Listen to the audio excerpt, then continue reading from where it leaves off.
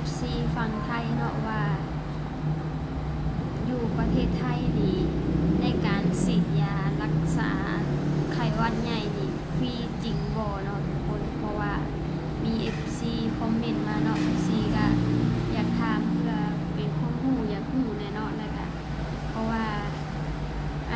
ก่อนอื่นก็ขอกราบความสบายดีว่าเนาะทุกคนสวัสดีพ่อแม่พี่น้องเนาะเมื่อทุกคนทุกยังบ่ได้หายป่วยทุกคนนะเอาง่ายเนาะอันนี้ก็ยังแบบเบอร์เลออยู่เนาะทุกคนเบลออะไรกันเนาะเบลอน้ำยาอยู่เนาะทุกคนเมื่อคืนนี่ก็กินไป2 เม็ดแต่ว่ามันก็ยังเป็นหวัดอยู่เนาะอยากถามเนาะทุกคนเพื่อปิดความหูว่า FC ฝั่งไทยเพิ่นน่าจะส่งคอมเมนต์มาเนาะแล้วซีก็เลยว่าประเทศไทยนี่มีดีหลายอย่างเนาะทุกคนเรื่องสวัสดิการเนาะเรื่องสวัสดิการที่แบบนั่นนะเพราะว่าก่อนหน้านี้ก็คือแบบว่า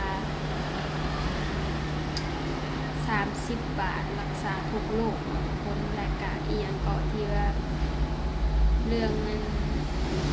ในยิ่งเอียงทุกอย่างหนึ่งไปตรวจฟรีเนาะนี่นะ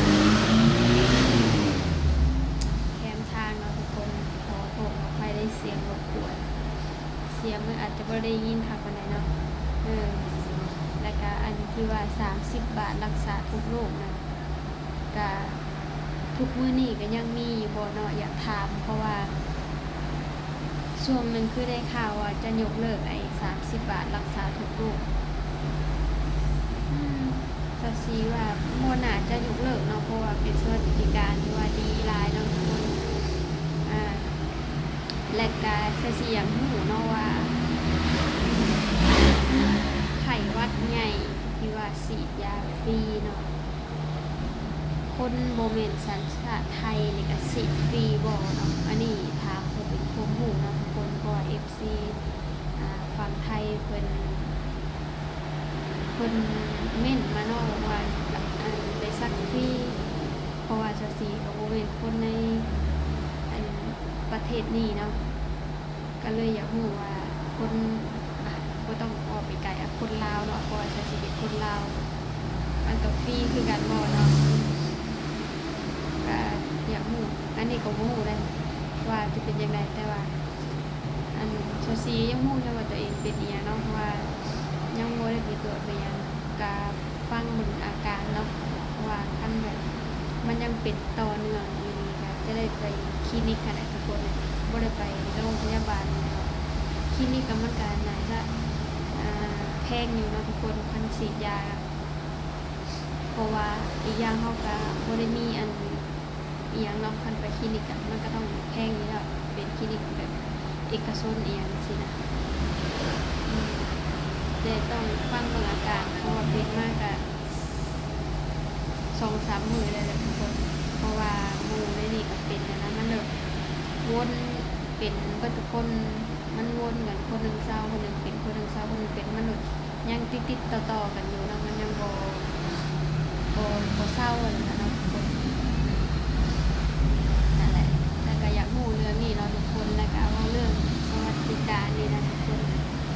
ซีเห็นเลยล่ะสวัสดิการเนาะที่ว่าเด็กน้อยไทยที่เกิดใหม่ก็ได้เงินเดือนกินอีกทุกคนเนาะตั้งแต่มื้อเกิดจนฮอดจักปีทุกคนฮอดบ่6 ปีบ่ด้วยหรือว่าไปหาจักปีเนาะที่ว่าได้กินเงินเดือนนะทุกคนมันดีทุกคนเกิดมาก็ยังได้กินโดนเนาะแม้แต่เฒ่าไปนี่ก็เฒ่ามีคุณภาพจักสิเพราะว่ายังมีเงินเดือนคนชราเนาะว่าได้ก็มันก็อยู่ที่600หรือว่า800เนาะทุกคนตามที่ว่าเพิ่นบอกมาเนาะตามที่สิฮู้ข่าวมาข้อมูลมาก็ประมาณว่า60 ปีก็ได้อยู่600 บาทบ่คือบ่นะทุกคน 70 ปีก็ได้อยู่800 บาทจังซี่นะ70แบบ80 50 90อีกก็จะได้อยู่แค่อัน900หรือ1,000มันก็จะเป็นไปตามนี้นะซะสิว่าเดือนซ้ำเนี่ยมันก็ดีเนาะทุกคนดีกว่าแบบว่ามันบ่มีอีหยังเลยนะเนาะคือในบ้านยังบ่มีหรอกทุกคนเลยไปถามผู้เฒ่าผู้แก่คนเฒ่าเพิ่นอยู่ในบ้านแทบจะบ่ฮู้เลยว่ามีสวัสดิการแบบนี้เนาะคนไทยเขามีบ่ไปถามตั้งแต่เกิดเนาะผู้เฒ่าอยู่แถวอัน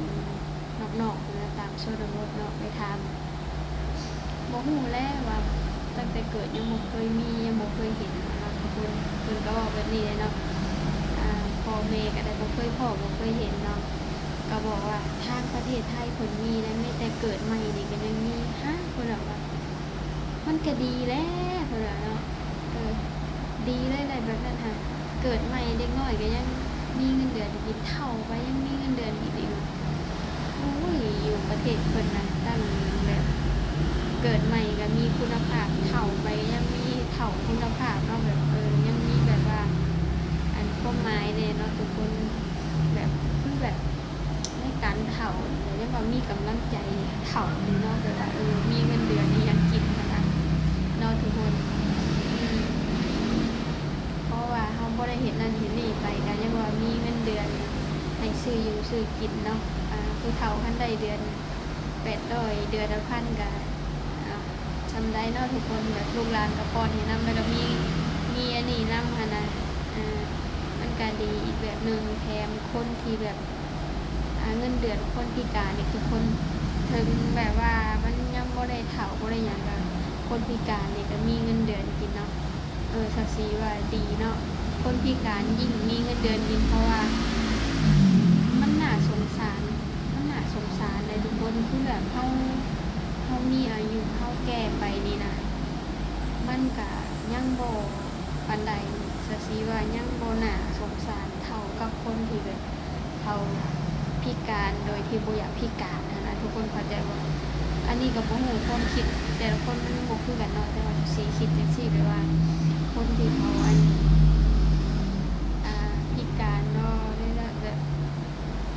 ด้วยอุบัติเหตุอีกอย่างต่างๆจังซี่นะทุกคนเนาะโดยที่เฮาแบบบ่อยากมันเกิดขึ้น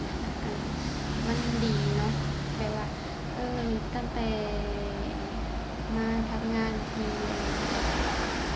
ประเทศไทยเนาะคือแบบไปศึกษาไปเบิ่งอันข้อมูลที่ได้สวัสดิการนี่ทุกคนได้ยินเสียงยังบ่นี่แหละสาเหตุที่แบบว่านอนบ่เต็มอิ่มค่ะ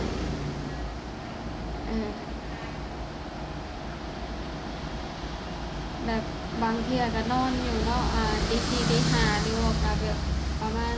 6 โมง 7 โมงกำลังนอนม่วนแบบรถเร่งปื๊ดมาจนแบบเจิดแบบสะดุ้งไปเลยนะรายการนอนทุกคนคือสายนี่มันเป็นซอยแบบใหญ่เนี่ยเป็นซอยตรงเลยเราทุกคนแบบเป็นถนนที่ตรงแล้วก็ยาวอีกเนาะประมาณหลายกิโลอยู่ทุกคนเนาะเพื่อสิออกนอกไปหาปากทางนี่ก็นั่งจนเมื่อยแล้วทุกคนคือแบบเป็นเส้นทางตรงเลยนะเขาเจ้าก็ได้หูเนาะในการขับขี่นะแบบว่าเขาชำนาญเส้นทางแล้วเนาะเร่งมาแต่ละเทื่อแต่ว่าถนนเส้นนี่นะกู้ภัยหรือว่ารถที่มันเสียงดังวีวอนะทุกคนกู้ภัยมาชูมือแล้วทุกคนกู้ว่าคนมันหลายเนาะบอกคนหนึ่งกับคนหนึ่งที่แบบเกิดอุบัติเหตุนะแต่การอันนั้นบ่ได้นะทุกคนยิ่งช่วงฝนตกนี้มาเกือบทุกมื้อเลยเนาะทุกคนอันนี้ซาซีกากินข้าวกินหยังแล้วเลยโทรศัพท์ก็สั่นเลยรู้สึกว่ามันฮ้อนมันสั่นแบบนี้ทุกคนเลยเพราะมันโดนนะเนาะประมาณ4 ปีได้เลยเพราะว่าตั้งแต่เฮ็ดงานอยู่ านอาหารเราทุกคนคิดเอาสำเร็จเนาะก็พยายามรักษาแล้วก็ใส่แบบประงบประงมมันนะทุกคนแบบให้มันอันนี้ให้มันยังอยู่ดีอยู่อะไรกันเนาะเอาทุกคนคลิปนี้ก็มาโอ้ลมน้ำซ้ำนี่เนาะซาซีก็จะไปหากินยาก่อนเพราะว่ากินเขาวเลยยังไม่ได้กินยาเลยทุกคนเลยก็ฝากเป็นกำลังใจกดไลค์กดแชร์ให้หน่อยเด้อเนาะเพื่อบ่พลาดคลิปใหม่ๆเลยทุกคนเด้อแล้วคลิปนี้ขอตัวลาไปก่อนบ๊ายบาย